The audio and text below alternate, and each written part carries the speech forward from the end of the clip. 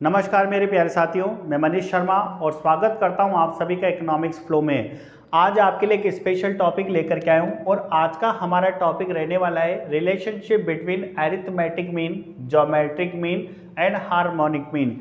यानी आज हम एचएम, जीएम और एएम के बीच में रिलेशनशिप को डिस्कस करेंगे। देखिए बच्चों, सबसे पहले अगर अपन इनके रिलेशनशिप के बारे में बात करें तो सबसे फर्स्ट पॉइंट अपन ये बोलते हैं कि फॉर द सेम ऑब्जर्वेशन, यानी अगर मान लीजिए ऑब्जर्वेशन बिल्कुल सेम है। सेम होने का मतलब ये है कि अगर मैं कोई भी आपको एक वैल्यू दे दूं जैसे 5 5 5 5, तो बच्चों इसका एरिथमेटिक मीन भी 5 होगा, ज्योमेट्रिक मीन भी 5 होगा एंड हार्मोनिक मीन भी 5 होगा। यानी यूं कहा जा सकता है फॉर द सेम ऑब्जर्वेशन, अगर हम लोग सेम ऑब्जर्वेशन की बात करते हैं तो वहां पर ये तीनों एक दूसरे के इक्वल होते हैं। Am equal GM equal HM, but ऐसा केवल किसके लिए होगा? फॉर द सेम ऑब्जर्वेशन होगा। यानी अगर मान लीजिए आपके पास एक एग्जांपल है और एग्जांपल में नंबर है 12 12 12 एंड 12, तो बच्चों न तो आपको एएम कैलकुलेट करने की रिक्वायरमेंट है, न जीएम और न एचएम। तीनों का आंसर हमेशा क्या होगा? 12 होगा। तो पहली प्रॉपर्टीज है कि for the same observation AM equal to GM equal to HM. अब हम बात करते हैं बच्चों कि अगर मान लीजिए आपके पास ऑब्जर्वेशन डिफरेंट है, तो फॉर द डिफरेंट ऑब्जर्वेशन,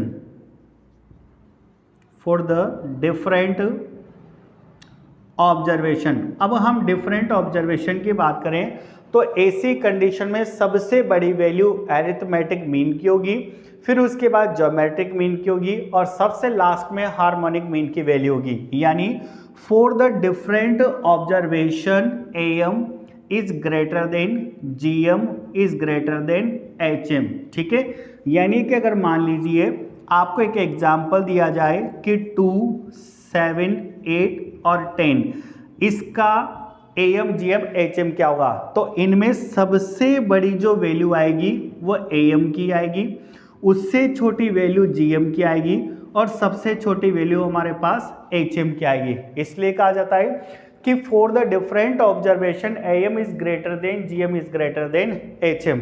तो देखिए बच्चों, अब हम बात करते हैं कि अगर इन दोनों ही प्रॉपर्टीज को मैं मिक्स करने की कोशिश करूं और आपके सीए फाउंडेशन या सीएमए फाउंडेशन में क्वेश्चन इस तरीके से हो कि what is the relationship between am GM and HM, और ऑप्शन में आपको ये भी मिले, नेक्स्ट ऑप्शन में आपको ये भी मिले, तो थर्ड ऑप्शन देखिए आपको किस तरीके से मिल सकता है। इसका मतलब हमने ये देखा तीनों एक दूसरे के इक्वल भी हो सकते हैं और ये रिलेशन भी हो सकता है। तो जब इस रिलेशन को हम कंबाइंड करेंगे तो इस तरीके से आ सकता है AM is greater than equal to GM is greater than equal to HM.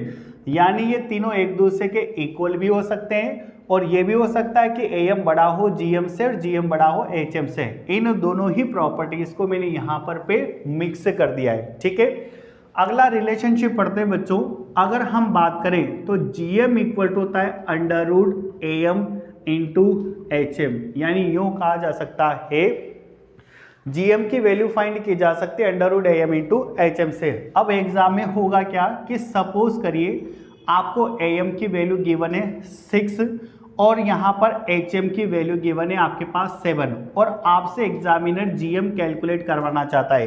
तो दो आपको गिवन है एएम और यहाँ पर एचएम, हमें जीएम कैलकुलेट करना है। तो बच्चों सॉल्यूशन के लिए हम फॉर्मूला लगा सकते हैं इनके रिलेशनशिप का कि GM equal to under root AM into HM होता है। तो GM equal to under root AM की वैल्यू हमारे पास 6 है और जीएम की वैल्यू हमारे पास 7 है, तो GM equal to under root 42। इसको सोल्व करके आप आंसर निकाल सकते हो। जरूरी नहीं है कि आपसे जीएम ही कैलकुलेट करवाया जाए, हो सकता है आपको क्वेश्चन के अंदर जीएम और एएम की वैल्यू गिवन हो और एचएम कैलकुलेट करना हो। उस कंडीशन में कुछ नहीं करना, यहाँ जीएम की वैल्यू पुट करेंगे, यहाँ एचएम की वैल्यू पुट करेंगे और प्रोसेस चलाएंगे आगे, ऑलरेडी ऑटोमेटिकली आगे जाकर के हमारे पास एचएम की वैल्यू मिल जाएगी। ठीक है प्यारे बच्चों, इसी तरीके से यूट्यूब चैनल पे बने रहिए और भी स्टैटिस्टिक्स से रिलेटेड काफ़ी इंपॉर्टेंट वीडियोज़ मैं आपके लिए लेकर के आता रहूँगा।